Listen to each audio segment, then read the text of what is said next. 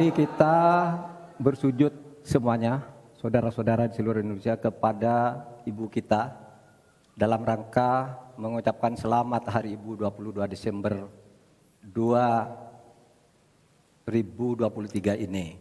Dan sesudah ini kita lanjutkan pengabdian kita kepada Ibu Pertiwi.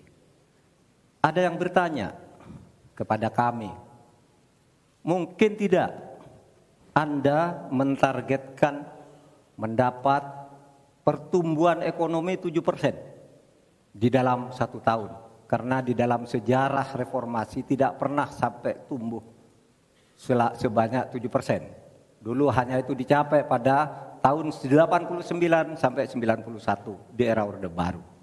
Lalu pertanyaan itu saya sampaikan kepada beberapa orang ahli.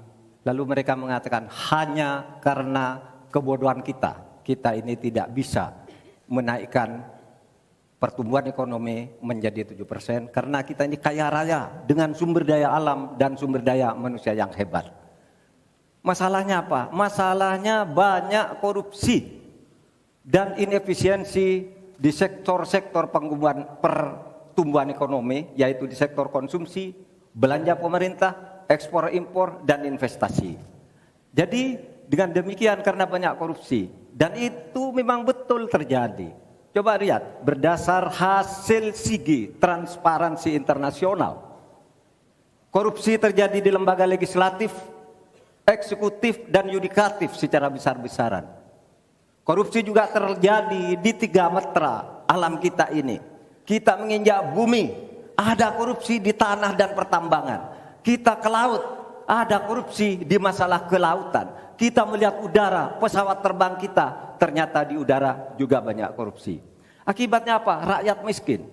Saya ketemu dengan seorang bernama Teddy dan Joni di Padang. Seorang atau 2 orang pegawai angkutan perusahaan truk menyatakan tidak pernah bisa mendapat subsidi minyak yang disediakan oleh negara karena tidak pernah sampai di korupsi. Saya juga ketemu dengan seorang Sri Wulan, anak kecil di Parongpong, Bandung Barat. Dia mengajak saya main layang-layang. Katanya, "Bapak, saya ingin terbang seperti layang-layang meraih cita, tapi saya tidak dapat."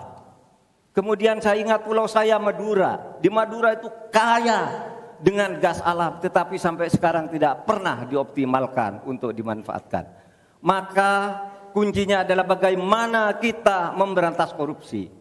Lalu ada yang tanya kepada saya, "Bapak, kalau Bapak jadi wakil presiden orang takut ditangkap." Saya panggil para ekonom dan para pelaku usaha, "Apa betul Anda takut kepada saya kalau saya wapres?" "Tidak, Bapak. Justru kami perlu seorang penegak hukum seperti Bapak. Karena apa? Kami kalau mau investasi di Indonesia ini diperas.